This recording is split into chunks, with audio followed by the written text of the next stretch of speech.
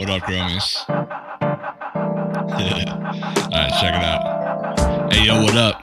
The name is NerdGrows. I got the buttery turf flows, the way I make these herbs grow. This one's for all my tent homies and my earth hoes. Yo. What are you doing, man? What? Start the podcast. Alright. It's episode 30, y'all. What up? Big one. Well, we had to hit a new set of 10. But I guess 30. Who cares about 30, I guess? How's it going, everyone? I know it's been a minute. So as I'm sure a lot of you have noticed, much like your parents when you moved out of the house, Grateful and I are experimenting a little. We've only been doing this for, I think we just hit 7 months of making content together. I was doing the podcast a little bit before we started, but yeah, we're still trying to figure out how to format our content, what kind of content we want to make. Last week, we dropped episode 1 of a new podcast together that's going to be both of us. We're going to aim for doing alternating weeks. So like 1 week is both of us, 1 week's just me, so on and so forth. I was kind of doing that already before. I was essentially posting every other week. Grateful and I have been posting more singular videos on YouTube. Our flow recently has been 1 week of YouTube videos, then a podcast week, so on and so forth. Yeah, thank you to everyone who is supporting us over on YouTube. We have some cool videos that we put out recently. Grateful showed us how to make leaf mold ferment, or at least he started his own, and we'll get an update video on that later to see how it went, but it looks good. He also did a video where he's top dressing his breeding project, where he's doing Mandela Effect X91 grapefruit. So he did a big update video on that yesterday. And I made a silly video where I played Infinite Craft until I got Grateful and Nerd as words. And that was pretty funny. I kind of want to make another one of those, but I'll pick like a specific strain or something and play until I get that. But yeah, overall, just want to say thank you to everyone for being patient with us, with any consistency issues that may have come up with us trying out different types of content. We'll always give you something to watch or listen to every week, so don't worry about that. But what it is that week, we're still figuring that out a bit. I also wanted to thank everyone who joined our Discord. If you're listening to this and you haven't joined and you're interested, just hit me up on Instagram and I'll send you an invite. So for my outdoor grow, everything is kind of popping off. Well, tomatoes aren't doing so hot. I don't even know, like, will tomatoes even be ready to harvest at this point? So what I really meant to say was my squash and my cucumbers are popping off. I've been pulling a couple every few days.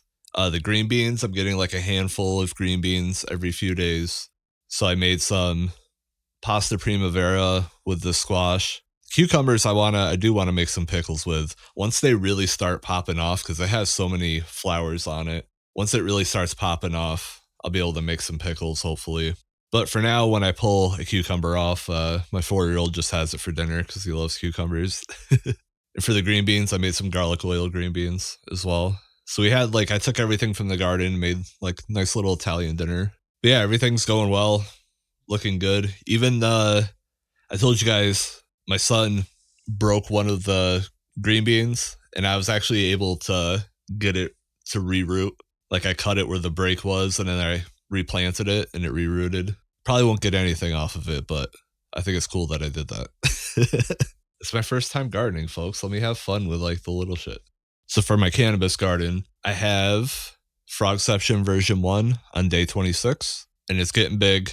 The main cola is, like, starting to get pistils, get a little pom-pom going on. But I guess it's a decent size for where it's at in its life. I want to say it's probably the biggest day 26 I've ever had. Only exception maybe being the Compton Kool-Aid was pretty big in the mid-20s.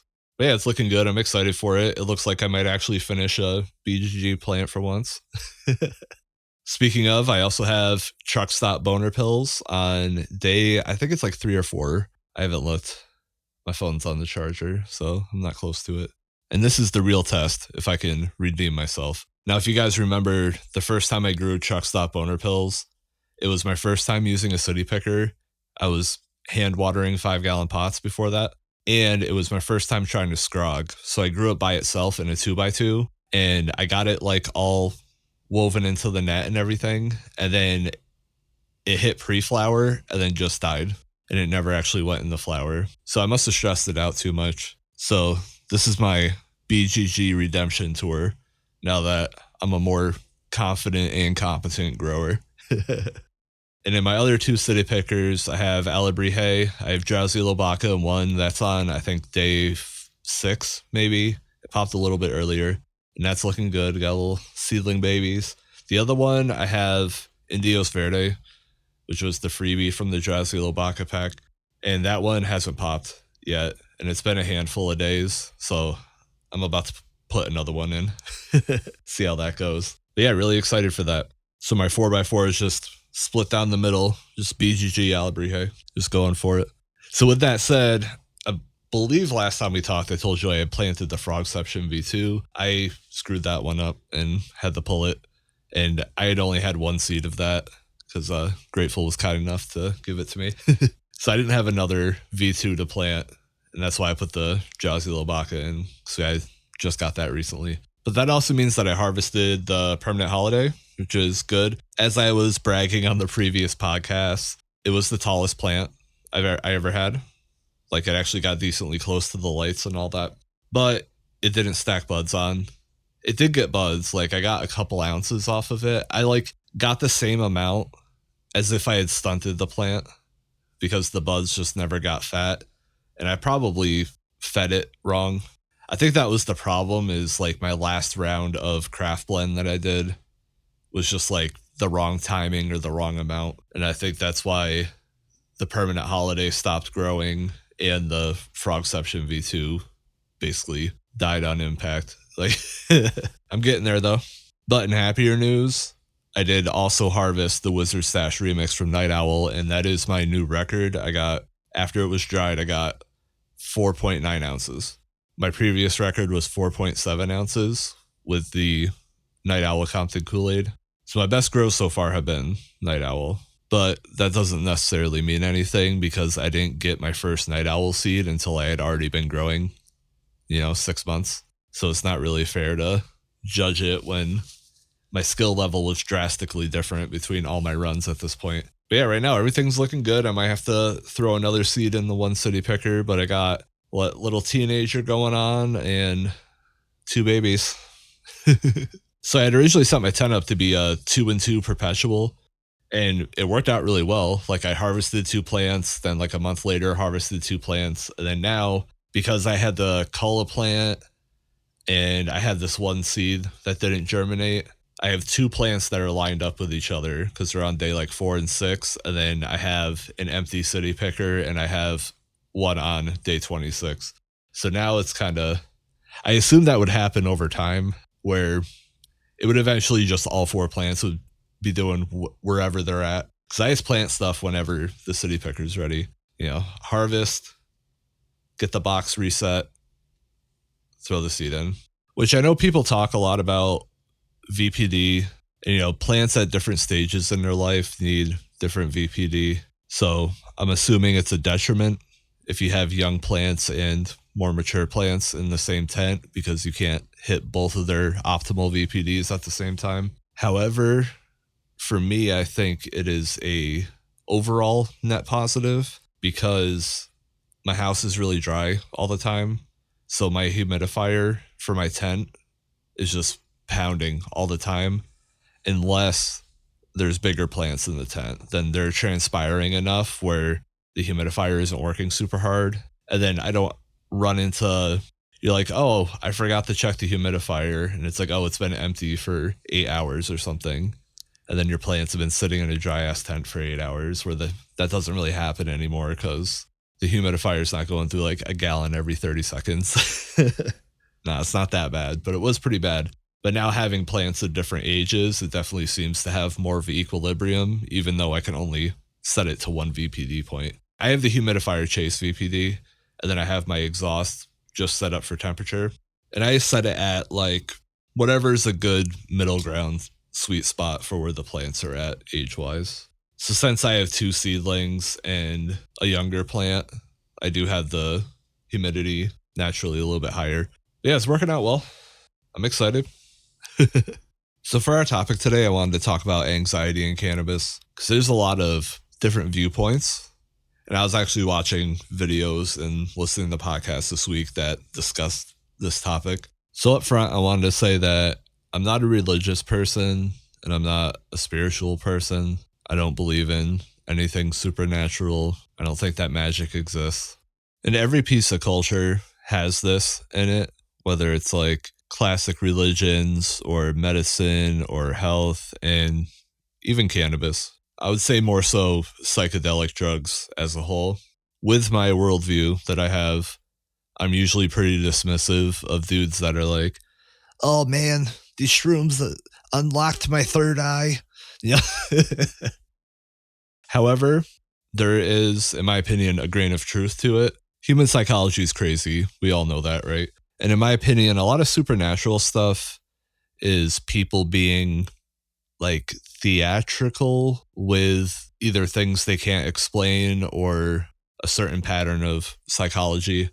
So like, for example, with normal religion, I don't think it's necessarily that everyone believes that every lick of it is true, but it's more so a community of people that want to display their ethics outwardly, in the form of ceremonies and rituals and holidays and all of that. And all of that set up to say, also, I just want to take a moment and say, I'm not like an asshole, hard-nosed atheist guy. Obviously, people can believe whatever they want.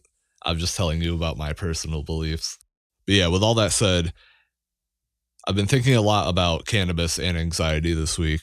And some of the stuff I was listening to and watching kind of fell into that like woo-woo supernatural territory.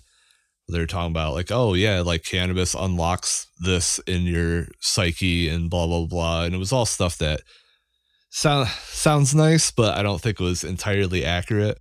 But the grain of truth of it, and it's kind of a concept that I've been wrestling with longer than this past week when I've been researching it. It's something I've felt for a long time, is the interaction between cannabis and anxiety.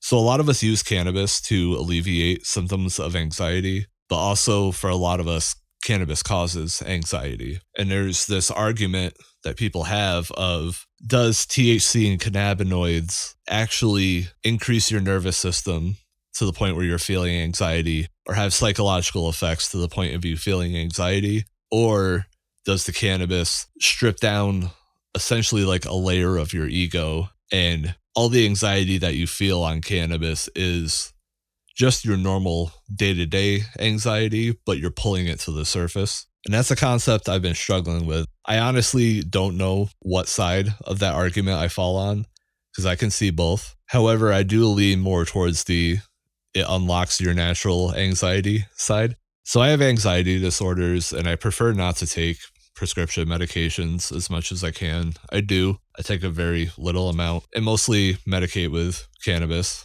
Also, as I stated before, I have chronic migraines as well, which I use cannabis for. So it's kind of a two birds. I don't have to take anxiety and migraine medication. I can just use cannabis. But I do get very anxious and paranoid when I use cannabis. I try not to shy away from it, because I do think it's showing me things that I need to work on in my life. Kind of like how Dexter calls his urge the dark passenger. Like, I just call my anxiety the demon, much like all the supernatural religious stuff. I'm also semi-theatrical with the way that I speak about my own psychology, just to show you that I'm a dumbass like everyone else.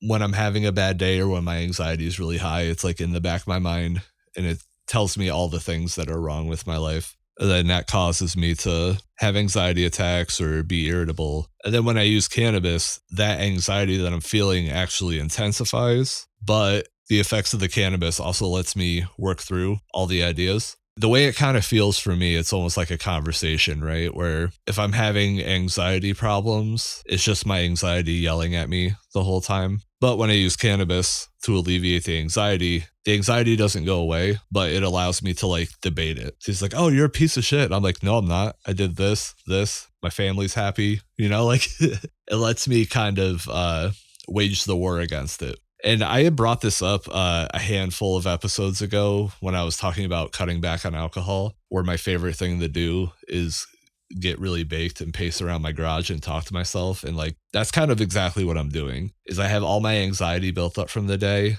of just the anxiety yelling at me and putting me down. And then I just get super baked and then I wage war with it for a half hour and then I'm good. That said, obviously, probably doesn't sound like the most healthy mental health strategy. So I will let you know that I have been taking other steps to make it better. So I've been exercising more. Obviously, with the gardening, I'm getting outside more and I'm being more active. With it being nice out, my son and I are playing outside a lot more. I also cut back the hours at my second job, which has been helping a lot as well. The main thing I feel anxious about on a day-to-day basis is I'm a very productive person, and I don't like it when I wake up in the morning and my to-do list is longer than the entire day. Like, I can't finish my whole to-do list in one day. But since I'm like a workaholic, my to-do list is that long every day. I'm kind of getting tired of feeling like I'm constantly behind the ball. So I've been taking steps in my life to alleviate that. So yeah, I'm pretty sure I just ranted all over the place. So just to compact everything back together, some people believe that cannabis as a drug creates anxiety within the user, or at least for some users. Other people believe that using cannabis unlocks or allows your brain to process the anxiety that you've been bottling up. And it's something I've been thinking about a lot this week.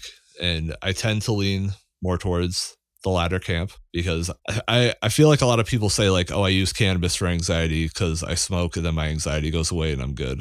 Where I'm like, no, like smoking gives me like the level up I need to fight it. It's not just I smoke and then I'm done. It's like I smoke and then I like process my thoughts and I sit there. It's like smoking, then like an hour of thinking. But if I don't do the, half hour to an hour of thinking, then like it's no different than if I didn't smoke kind of thing. It's like self-therapy a little bit. But yeah, let me know what side you guys fall on in that, or if you think it's a little bit of both, where it's like, oh yeah, THC does elevate your heart rate and your nervous system. And if you're already anxious, then it amplifies it. But since you're high, you can talk to it. Like it could be both at the same time. I'm sorry if I framed it as a false dichotomy argument. That wasn't very logical of me. Wasn't very logical of the nerd.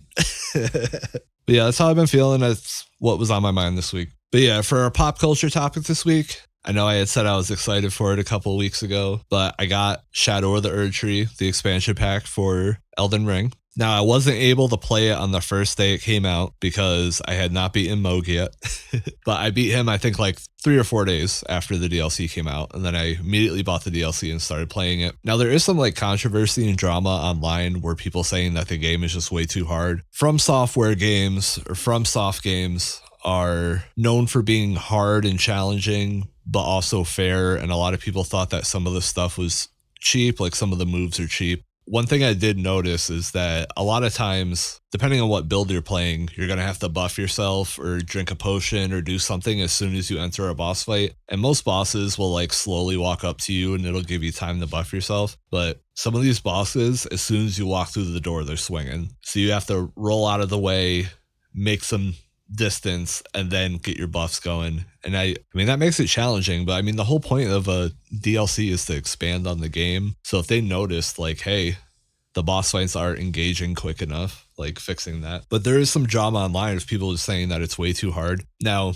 honestly, I haven't been having that hard of a time with it, and I'm not a great Souls player by any means. I'm like pretty mediocre Souls player. And my character, I know they said what recommended level for the DLC was like 150. I started a DLC at like 110, and I did do some grinding. So I'm probably closer to like 130 right now, but I'm not having a hard time. Now, the way the DLC works, if you don't know, it works different from the base game. So in the base game, typical Souls fashion, you kill guys, you get souls, and then you use the souls to level up. And then when you level up, you can pick a skill point, all of that. In the DLC, they came up with the alternate scaling method, so that way like a level 200 player can't just walk into the DLC and steamroll it and not have any fun. So the way it works is when you first enter the DLC, you barely deal damage and most enemies can one-shot you. But you find these tree fragments around the map.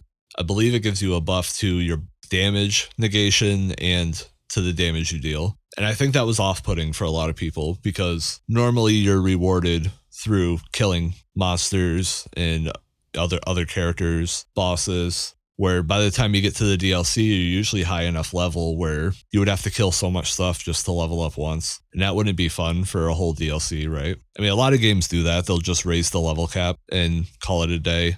and then redo the experience scaling. But FromSoft did something different. So instead of killing stuff to level up in the DLC, you have to explore to level up, basically, because the more you explore, the more of these tree fragments you find. You also find these other fragments that up your spirit summons, so that way they can be scaled with the bosses and the monsters of the DLC. And you get one right when you start the DLC, and then the little pop-up comes up and tells you, like, hey, this is exactly how you level up in the DLC. So I don't really understand what people are complaining about, personally.